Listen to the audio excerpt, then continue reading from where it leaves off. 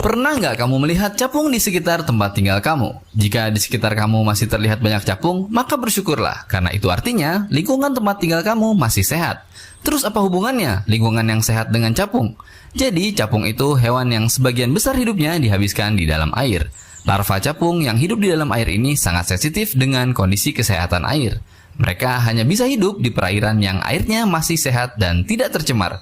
Selain itu, capung dewasa juga menjadi indikator untuk polusi udara. Jika udaranya bagus, maka akan banyak capung di sekitar tempat itu.